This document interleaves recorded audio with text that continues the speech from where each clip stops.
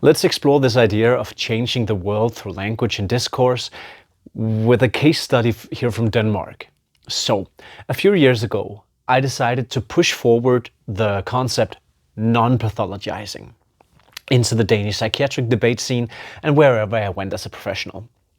Now, it's kind of weird to define something by what it is not, i.e. non-pathologizing, yet it intuitively makes sense to a lot of people that this concept actually has quite a lot of potential in changing how we talk about things, how we approach things with regards to mental distress. Pathologizing is the standard. So psychiatric diagnoses and treatments and this whole idea that there's something wrong with you that needs to be remedied, that's the standard.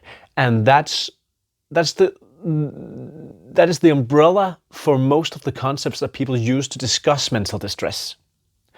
If we wish to change that, we need to create space for having other discussions, for embracing other approaches. And one of the ways to do that is to introduce a concept like non-pathologizing.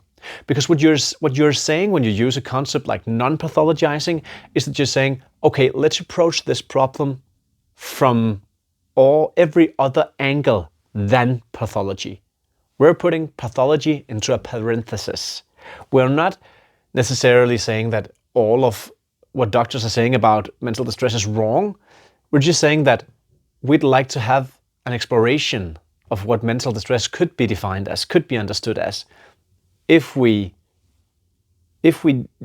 do away with pathology for the time being. This has immense theoretical potential because most of the research is actually done through a pathologizing lens today, especially when it comes to mental distress.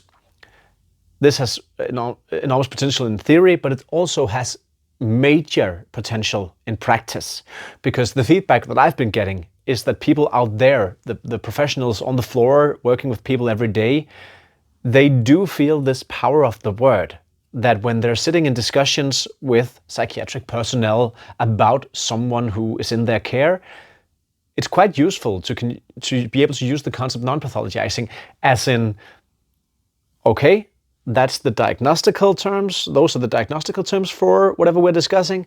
Now could we try to explore the same topic from a non-pathologizing perspective? It's kind of hard. It's kind of hard even for doctors or psychiatrists to refuse that point, because they either have to insist that pathologizing is the only legit approach, or they have to concede that, sure, it's legitimate to wish to explore other possible avenues and explanations. So that is the power of the word non-pathologizing. And the case study here is that this word is everywhere in Danish psychiatry debate now. I've noticed people even within psychiatry begin to discuss non-pathologizing approaches. So this is the way that language helps reshape conversations that we're able to have. And because we're able to have other conversations, we're able to take other actions. Thank you for listening, and tune in again another time for other perspectives on how language may shape and help form this paradigm shift that we're working towards.